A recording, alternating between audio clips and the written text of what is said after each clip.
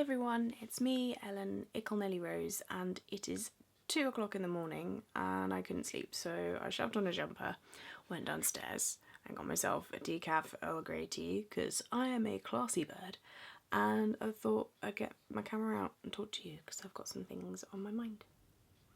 2015 was an incredible year. It was a bizarre year. It was a beautiful and wonderful year, and I don't think I'll be able to put across to anyone just how blown away, how grateful, how just I don't know. I've got my dream job making videos for Xbox On. I love it so much. I work with an incredible team of people who are all lovely. Like that's just, you know, it's an awesome job anyway, but then when you work with really nice people, it just and we reached 100,000 subscribers on there as well, so yay. I've also reached 25,000 subscribers on this channel, so thank you, hello to all the new people. I'm guessing a lot of you are people who've jumped over from the Xbox On people, so yay, you're cool. I went viral in my Kimmy Schmidt cosplay, in my wig that Fang here is modelling for me, as well as the Minnie Mouse ears that I bought when I went to Disneyland Paris for the first time ever, and I cried.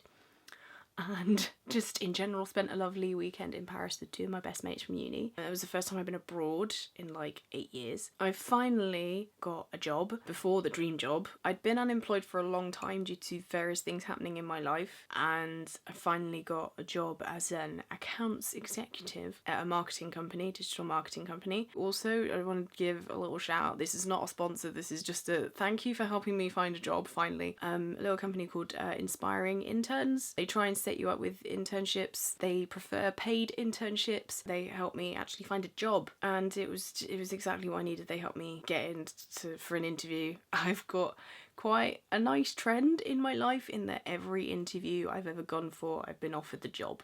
So thanks for keeping that trend, 2015. But yeah, I finally got a job then, and then like after my probation, 3 months in, I got a promotion and a raise. I'm not saying this to be like humble brag, but I'm saying this because those things gave me such confident boosts. So I want to say massive thank you to my old employers. They have no idea just how much they helped, because when you've been unemployed for a long time, you start to just lose all faith in yourself and your own abilities. So to have other people turn around and go, no, you're not rubbish at everything you do, you're fine, we like what you're doing, it's just like, oh thank God, I'm not awful.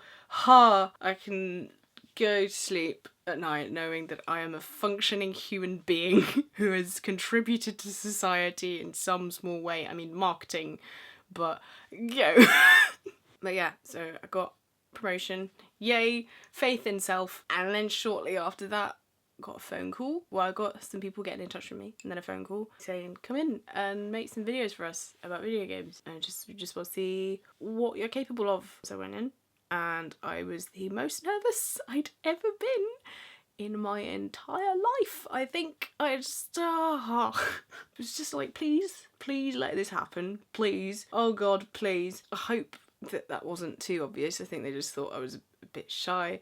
I was just hiding away my kind of weird feelings. It's like, it's 2 o'clock in the morning, I'm very tired, I'm not really putting the words across that well. This is going to be a long video. Then a few days later, I got a phone call, and they were like, when can you start?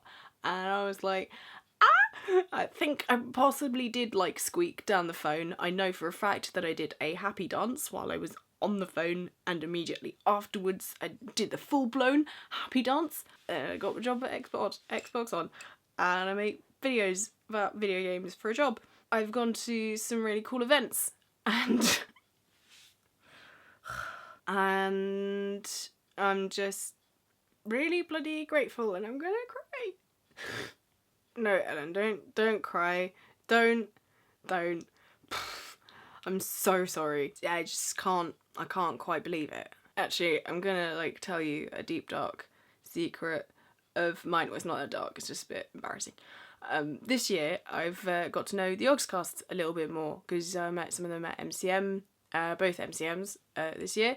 Bumped into them at EGX. Like, I've always been quite chatty with Hannah on Twitter and stuff, and they asked me this year if I was available to do a live stream for the Yogscast Jingle Jam. If you didn't catch my last video saying come watch it, oh my god, and I'll pop a link in the video description. So the last thing I did on the Wednesday night before Christmas was do the stream with Benny. I like to say I try to be the big sister he never asked for and never wanted, but he stuck with.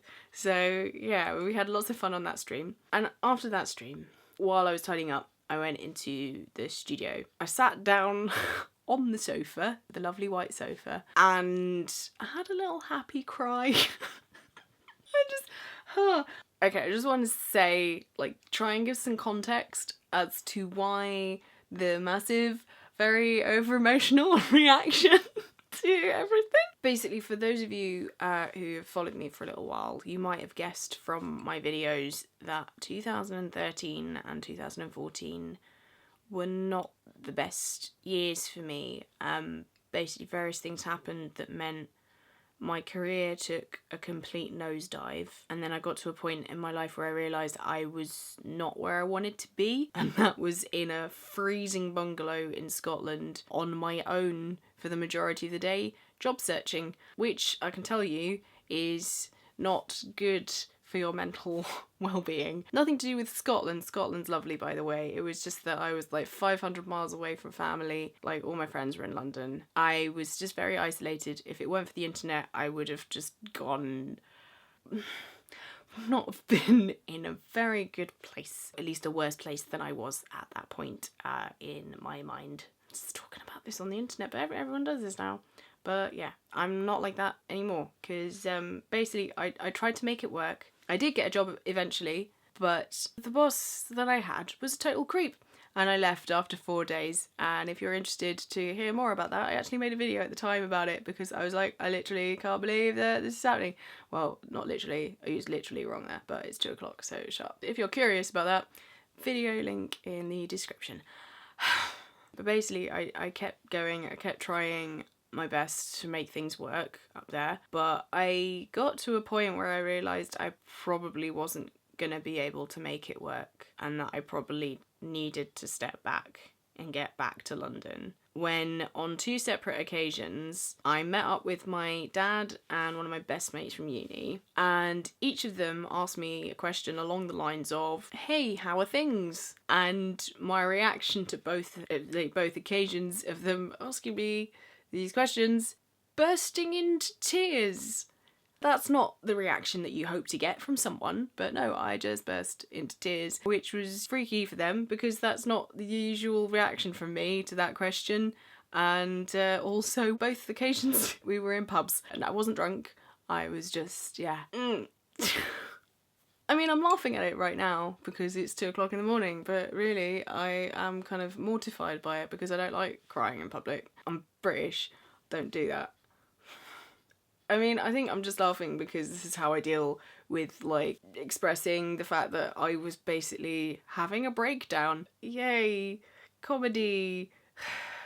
But yeah, both of those public meltdowns were actually kind of part of a big turning point, because both of them, weirdly enough, almost exactly word for word, gave me the same advice, which was basically, Ellen, be selfish for once in your life.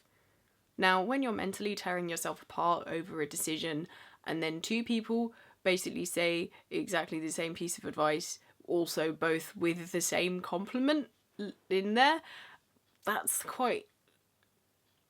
yeah, that I needed that. I needed that. And I will always be grateful. Even so, after that, I still tried to make Scotland work. Not Scotland in general, me living there. But I got to a point where I came down for a hospital appointment. For those of you who don't know, I've got weird kidneys, and so I have to have appointments with specialists every once in a while to be like, are your kidneys cool? Cool. When I came down for it, something happened, and I decided I wasn't going back. I couldn't go back. I couldn't bring myself to go back. And that's when I moved back to London. I started to focus on myself, do things that I'd been wanting to do for a while but not really had the chance to. I went and got my old job back at HMV until I got chickenpox over Christmas, but for the run-up for Christmas, I was there. I also went to Comic-Con for the first time. I'd been wanting to go for ages, and I met a whole load of people who are now my friends. Through that, I got involved in Leaders Live and met a load of people there, and I just want to say that the YouTube community is wonderful, and I've made a ridiculous number of friends this year. Don't, Ellen. Don't you dare. I've made a lot of friends this year who I feel like I've known for years and who have been extremely supportive of me and have been one of the big reasons why this year has been so amazing. So thank you to those people. Like, I promise that in future videos I'm not going to cry all the time, but it's been a good year. But yeah, lots of lovely things have happened to me this year, and basically that's why I cried in the studio. Because I needed this year. At the beginning of 2015, I made a video being like, I need this to be my year. Like, I need 2015 to be my year because I've had a crappy couple of years. And it was, but more than I could ever have imagined. But anyway, I'm going to stop there because this video is probably horribly long. But I just wanted to share some stuff with you and just talk honestly and open in my bunny slippers. Oh yeah, it's got ears and a tail. I'm an adult. But yeah, I just wanted to say a massive thank you to anyone who's ever supported me on all my stuff online, all my friends and family who've supported me through things, all the people who've offered me amazing opportunities and basically changed my entire life. I will never be able to express just how grateful I am for everything. I really hope that 2016 brings all of you all the happiness in the world, and I'm gonna finish with a thing that I put in a very sickly sweet tweet, but it sums up how I feel, and that is, a good life is one that you happily say thank you a lot in, because it usually means that you've got a lot of lovely people supporting you and helping you be where you need to be. So, thank you.